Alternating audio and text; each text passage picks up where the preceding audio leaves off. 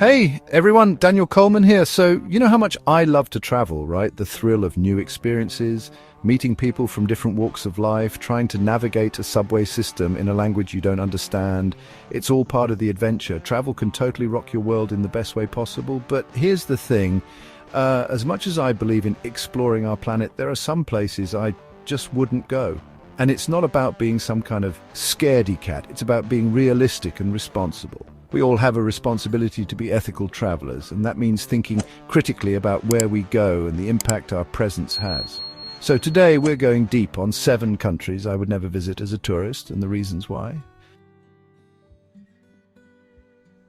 Okay, let's start with what might be an obvious one: North Korea. This is a country shrouded in secrecy, ruled by an authoritarian regime that's been accused of some truly horrific human rights violations. We're talking about severe restrictions on freedom of speech, assembly, religion, you name it. And for tourists, it's not exactly a choose-your-own-adventure situation. You're basically on a tightly controlled itinerary, constantly accompanied by government minders, and your movements are severely restricted. It's like being on a very strange, very expensive field trip where you're not allowed to talk to anyone. Now, I get it, the mystery of North Korea is intriguing for some. But for me, the idea of supporting a regime that denies its people basic freedoms, even indirectly through tourism dollars, just doesn't sit right. Plus, there's the safety aspect. The political climate there is incredibly unpredictable.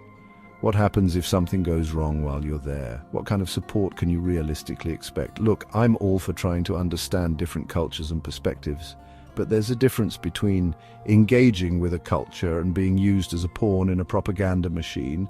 And in the case of North Korea, I think it's pretty clear which one tourism leans toward. It's a country I'd only consider visiting if there were significant, verifiable changes in their human rights record and political system.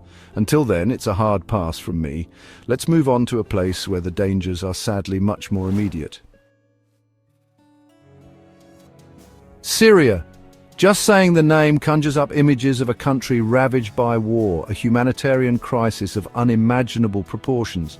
For over a decade, Syria has been embroiled in a brutal civil war that has displaced millions of people and resulted in countless casualties. The images coming out of Syria are heartbreaking: bombed-out cities, families torn apart, a generation of children who have known nothing but conflict. To even consider going there as a tourist right now feels, to me, incredibly insensitive and tone-deaf.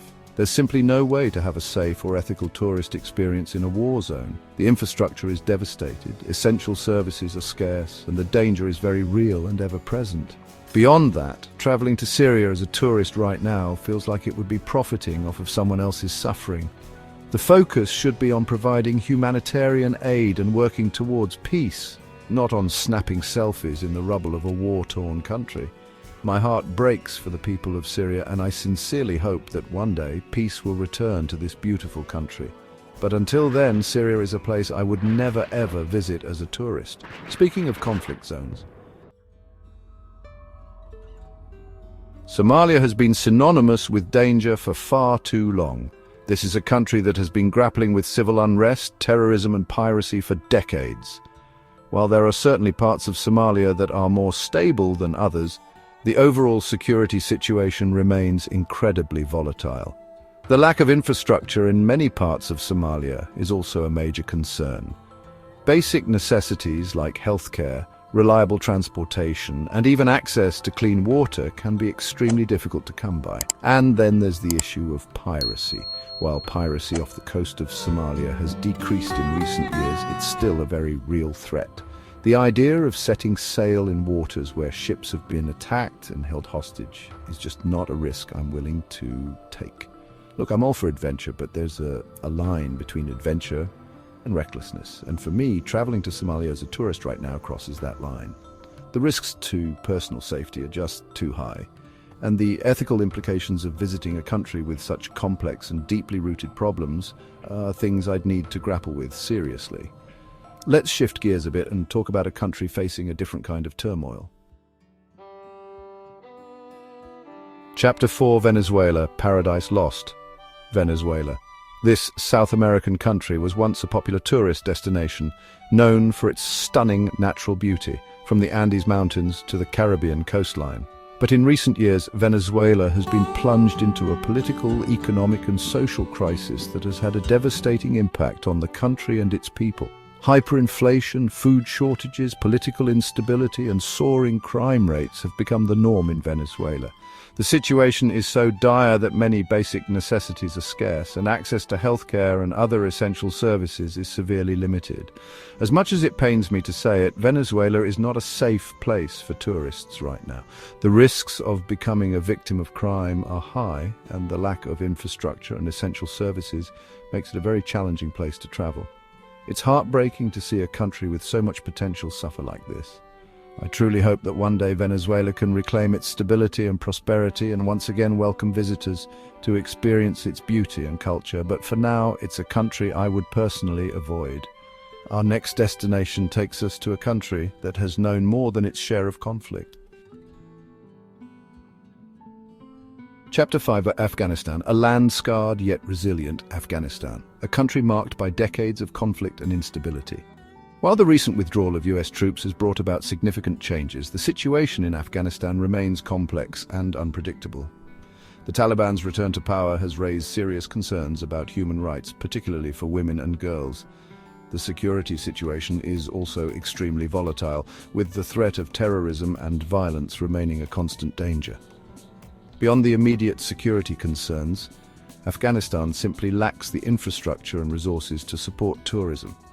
Years of conflict have taken a heavy toll on the country, and rebuilding will be a long and arduous process. It's important to remember that Afghanistan is not just a war-torn country. It's a place with a rich history, a vibrant culture, and incredibly resilient people. I sincerely hope that one day, peace and stability will allow Afghanistan to share its beauty with the world. But until then, it's a country I would not feel safe visiting as a tourist. Let's move on to a country that's still dealing with the aftermath of a different kind of conflict. Chapter 6. Iraq picking up the pieces. Iraq, a country that has endured years of war, occupation and sectarian violence. While the defeat of ISIS was a major turning point, Iraq still faces significant challenges in its journey towards peace and stability. The security situation in many parts of Iraq remains precarious. Terrorist attacks, while less frequent, are still a threat, and political instability adds another layer of complexity. Traveling freely throughout the country can be dangerous, and certain areas remain off-limits to tourists. Beyond the security concerns, Iraq's tourism infrastructure is still in its infancy. Years of conflict have taken their toll, and rebuilding will take time and resources. It's important to acknowledge the incredible resilience of the Iraqi people and their determination to rebuild their country.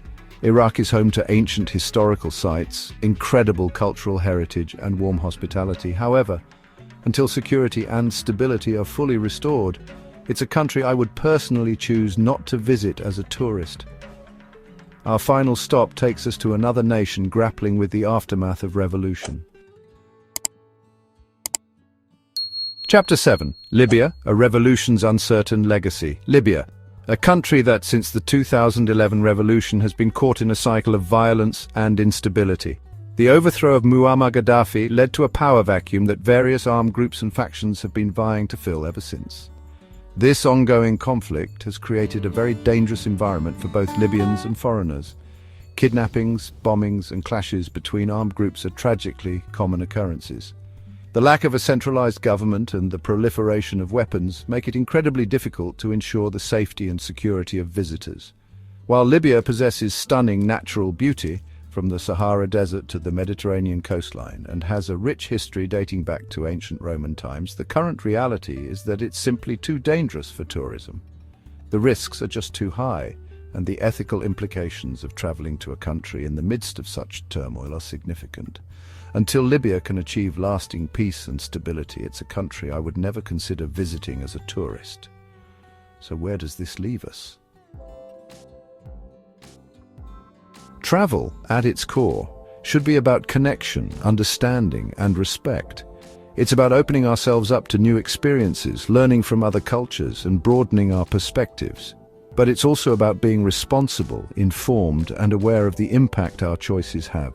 The 7 countries I've discussed today are places I would never visit as a tourist, not out of disrespect or disinterest, but out of concern for my safety, the well-being of others, and the ethical implications of traveling to places grappling with such complex and deeply rooted problems. I believe that part of being a responsible traveler is acknowledging that there are places in the world where our presence as tourists might not be welcome or appropriate. It's about recognizing that sometimes the most ethical and compassionate choice is to stay informed, show solidarity from afar, and support efforts to create a world where everyone can travel safely and freely.